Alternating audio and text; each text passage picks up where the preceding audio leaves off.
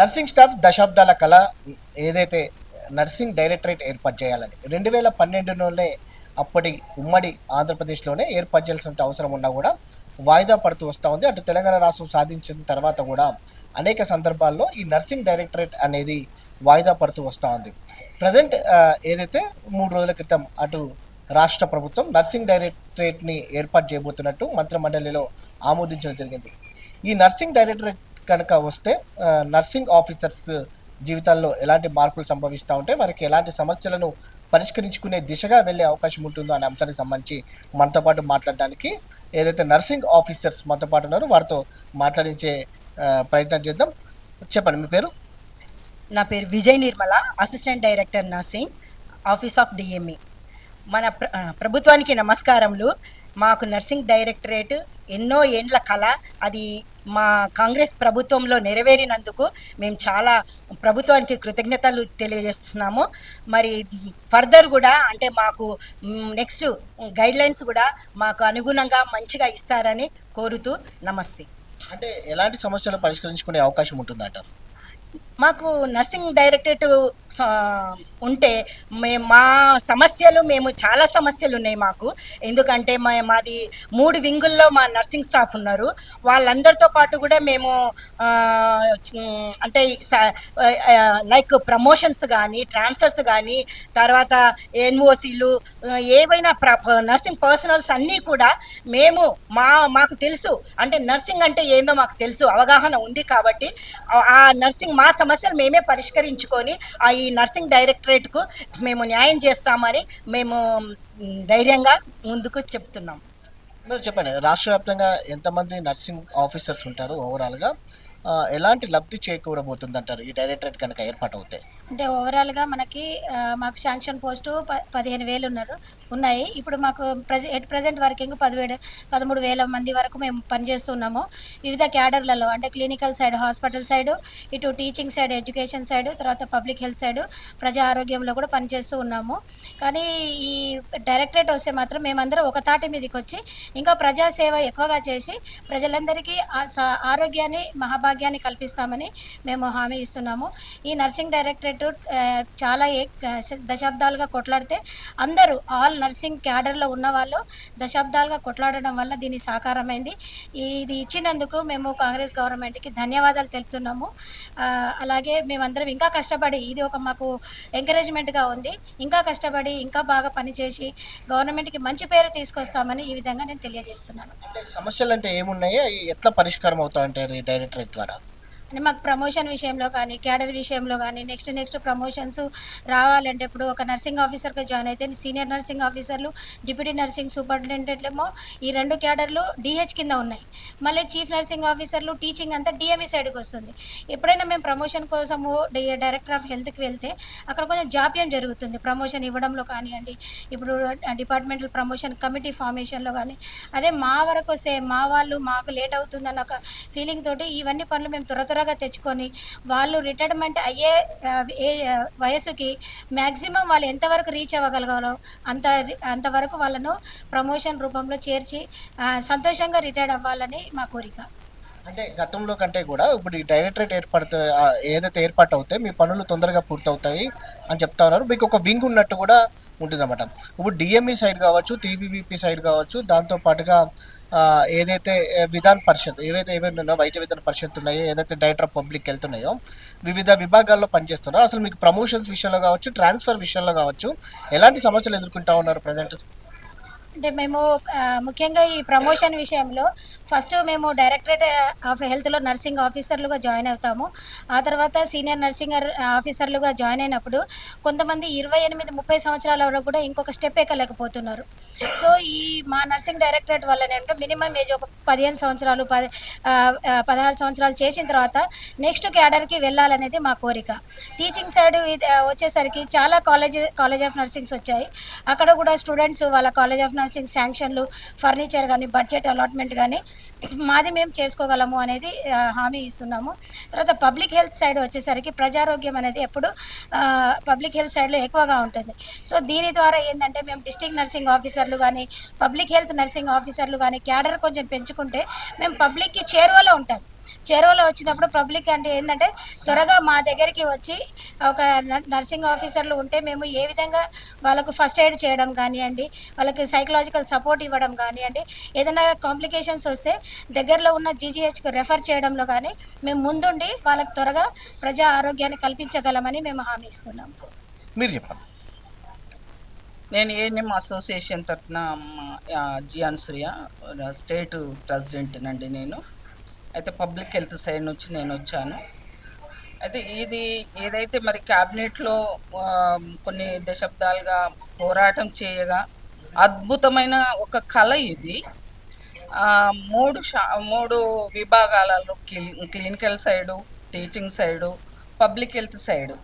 So మూడు సైడ్లో తీసుకొని ఒక డైరెక్టర్ని ఎంచుకొని చేయడం వల్ల మళ్ళీ కింది క్యాడర్స్ ఏడిడిడి ఆ విధంగా చేసుకోవడం వల్ల చాలా వరకు ఏంటంటే మన సమస్యలను మనమే పరిష్కారం చేసుకోగలుగుతాం.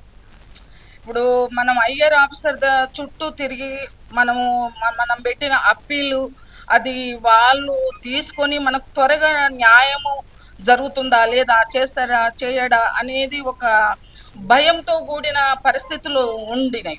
ఎందుకంటే ఇప్పుడు ట్రాన్స్ఫర్సే తీసుకోండి, ప్రమోషన్సే తీసుకోండి, ఒక ప్రమోషన్ లిస్ట్ తయారు కావాలంటే ఆ సీనియారిటీ లిస్ట్ను తయారు చేయాలంటే కనీసం 6 నెలలు తిరుగుతూనే ఉంటాం మేము ఒక యూనియన్ లీడర్స్కి అనుభవం కలిగి.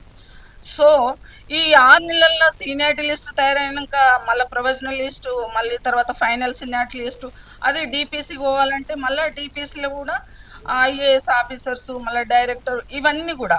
అయితే ఇప్పుడు ఏమవుతుంది, ఏదైతే ఈ వింగ్ ఉన్నదో, ఏదైతే ప్రమోషన్ ఉందో మా పబ్లిక్ హెల్త్ సైడ్లో చూస్తే కూడా మా cadre strength 17,000 ANM to CHO వరకు. సో వీళ్ళందరికీ కూడా సమస్యలను త్వరగా మనము పరిష్కరించుకోగలమని ఒక ధైర్యం ఉంటుంది మనలకు. ఇప్పుడు క్యాడరు ఏఎన్ఎం నుంచి ఇక్కడి క్యాడర్ వరకు వచ్చినాం కాబట్టి సో అక్కడ ఏమవుతుందంటే వాళ్ళ ప్రాబ్లమ్స్ ఏంది గ్రౌండ్ లెవెల్ అనేది మనకు క్లియర్గా తెలిసిపోతుంది. ఒక భార్య భర్తలు ఇప్పుడు 317లో ఇక్కడున్న భర్త ఒక చోట చేస్తే భార్య ఒక చోట, ఈ పరిస్థితులు ఉండవండి.